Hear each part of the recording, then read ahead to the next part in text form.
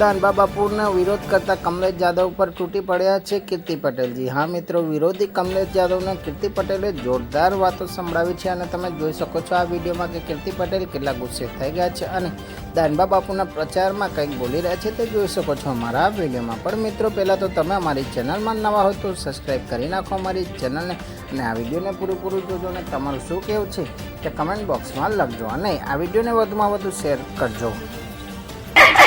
Digital data